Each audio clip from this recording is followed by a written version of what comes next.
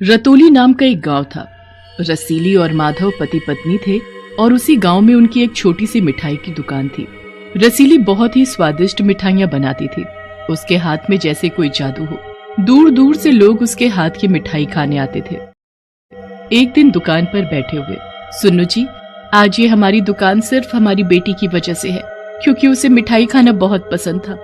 वो रोज आपसे मिठाई लाने को बोलती थी और आप भी तरह तरह की मिठाइयाँ उसके लिए रोज लाया करते थे।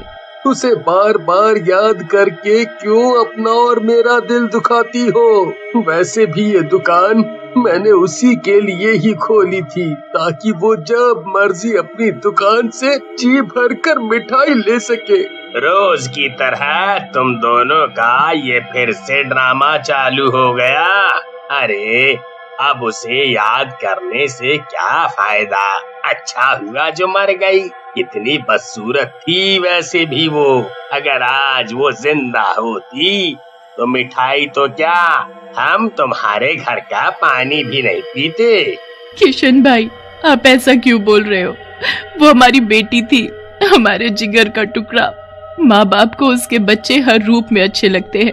और हाँ, एक बात बोलूं, हमारी बेटी सिर्फ तुम सबकी जली कटी सुनने से ही मरी है। उसने जानबूझकर अपनी जान दे दी नदी में कूदकर। पूरा गांव उसे चिढ़ाता था कि कितनी बुरी, गंदी, घिनौनी शक्ल की है। आज ये तुम जो मिठाई खाते हो वो सब उसके नाम से ही बनती है। तभी वहाँ लोगों की भीड़ जमा हो जाती है। क्या हुआ किशन भाई, इतना भड़क क्यों रहे हो? देखो जरा, ये दोनों बोल रहे हैं कि इनकी बेटी हम सब की वजह से मरी। हमने उसे मारा जानबूझकर। अच्छा हुआ जो मर गई। ऐसी बदसूरत बेटी होने से तो बेऔलाद होना अच्छा है। मेरी बेटी को देखो, दूध सी सफेद है। और एक वो थी तुम्हारी बेटी, सुबह सुबह उसकी शक्ल दिख जाती थी तो उल्टी हो जाती थी। वो तो मर गई, पर मरने के बाद भी आप लोग उसके बारे में कितना बुरा बोल रहे। मत बोलिए ऐसा, मैं और नहीं सुन सकती। आप लोग जाइए यहाँ से। पूरा गांव उनकी बेटी के बारे में बुरा बुरा बोलकर चला जाता है, पर रसीली और माधव के आंसू तो रुकने का नाम ही नहीं ले रहे थे। पूरी रात उनकी रोते हुए गुजरी। सुबह होते ही माधव रसीली को दुकान पर जाने के लिए बोलता है, पर वो क्या देखता है, रसीली मरी पड़ी है। रसीली, तुम भी मुझे छोड़कर चली गई। अब मैं इस दुनिया में बिल्कुल अकेला हो गया। ये सब मेरे साथ ही क्यों हो रहा है भगवान? पहले बेटी और अब पत्नी। तभी रामू का बेटा सूरज दौड़ता हुआ वहाँ आता है। माधव चाचा, माधव चाचा, वो तुम्हारी दुकान में आग लगी है। एक तरफ पत्नी मरी पड़ी थी और दूसरी तरफ दुकान जलकर खाक हो गई। माधव के पास अब कुछ नहीं बचा। इस बात को कई दिन बीत गए। माधव पत्नी और बेटी की मौत को भूल नहीं पाया। उसने 3-4 दिन से कुछ खाया भी नहीं था। एक दिन माधव घर के कोने में बैठकर रो रहा होता है। तभी पीछे से कोई उसके कंधे पर हाथ रखता है। उसके पीछे उसकी चुड़ैल बेटी थी, रानी। पिताजी, मैं हूँ तुम्हारी बेटी रानी। मेरी बेटी? पर तुम तो चुड़ैल हो, मेरी बेटी नहीं। तुम मुझे मारने आई हो ना? तो लो मार दो मुझे, मार दो। ऐसी जिंदगी जीने से अच्छा है कि मैं मर ही जाऊं। पिताजी, मैं मर तो गई थी, पर आपको दुखी देखा तो मुझे इस रूप में आना ही पड़ा। मेरे पास कोई और रास्ता नहीं था। मैं ही तुम्हारी रानी बेटी हूँ। क्या आज तुम मुझे मिठाई नहीं खिलाओगे? तुम रोज मुझे मिठाई खिलाते थे ना? चुड़ैल की ये बातें सुनकर माधव को यकीन हो जाता है कि वो चुड़ैल ही उसकी बेटी है।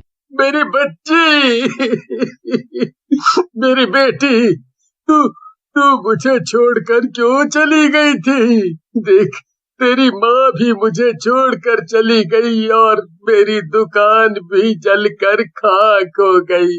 अब मैं तुझे कहाँ से मिठाई खिलाऊं? मुझे पता है ये सब किसी ने जानबूझकर किया है। किसी ने तुम्हारी मिठाई की दुकान जानबूझकर चलाई है, पर अब मैं आ गई हूँ और इसका पता मैं लगा कर ही रहूंगी। क्या सोचने लगी तुम? कुछ नहीं पिताजी, मैं बस ये सोच रही थी कि मैं पहले भी बदसूरत थी और अभी भी बदसूरत हूँ। अब तो मैं और भी ज्यादा भद्दी दिखती हूँ ना। ऐसे ही बातें करते हुए दोनों पूरी रात यूं ही बिता देते हैं। सुबह हो जाती है। पिताजी, सुबह हो गई है, अब मुझे जाना होगा। आप जब भी मुझे याद करोगे मैं आ जाऊंगी, और अब मैं उन सभी को मजा जरूर चखाऊंगी जिन लोगों ने तुम्हारी दुनिया उजाड़ दी। रूपा अपने घर में चूल्हे के नजदीक बैठकर रोटियां सेक रही थी और थाली में खाना लगाकर वो खाट पर रख देती है। चंदू के बापू, खाना लगा दिया है, हाथ मुंह धोइए और खाना खाइए। खाट पर रखा खाना चुड़ैल चुपके से जला देती है।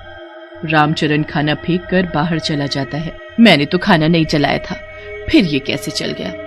सब्जी और रोटी पूरी की पूरी कोयला हुई पड़ी है। ये कैसे हो सकता है? मेरी तो कुछ समझ नहीं आ रहा।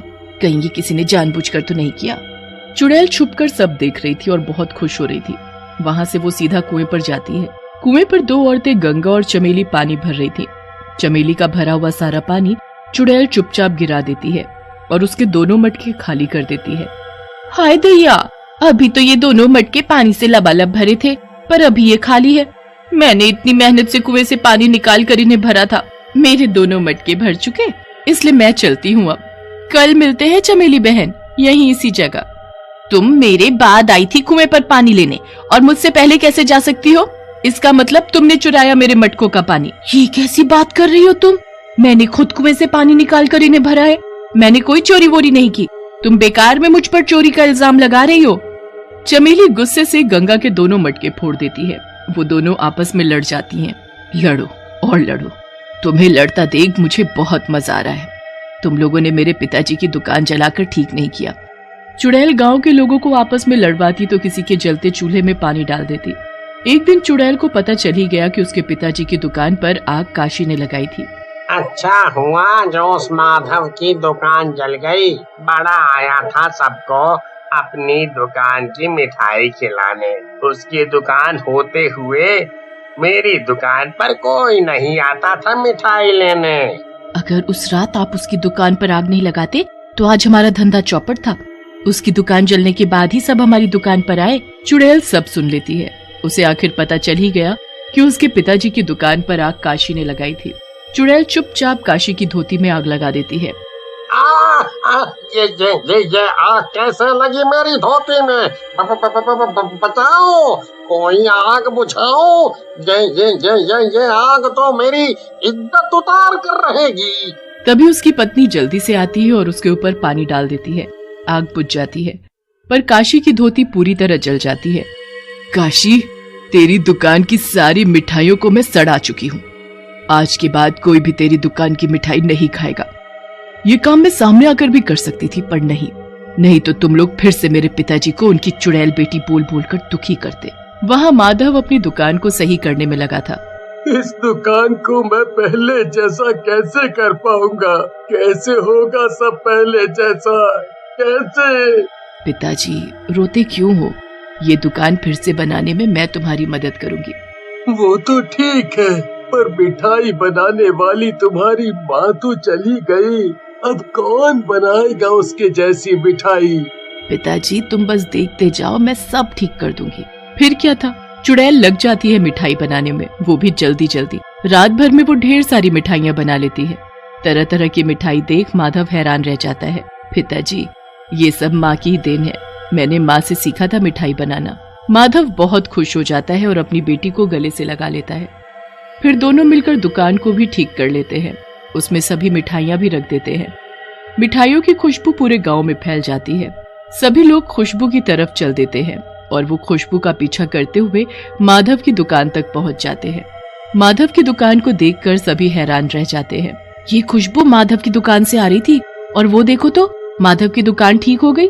उसमें कितनी ताजी ताजी मिठाई रखी है। देखते ही मुंह में पानी आ गया। पूरा गांव उसकी दुकान पर उमड़ पड़ा। कुछ ही देर में उसकी सारी मिठाइयां बिक गई और सबने माधव की मिठाई की बहुत तारीफ की।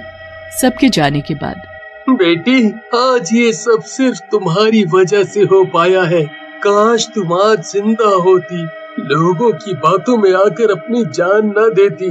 अरे, लोगों का तो काम ही है कभी बुराई करना तो कभी तारीफ करना। अब जो हो गया सो हो गया।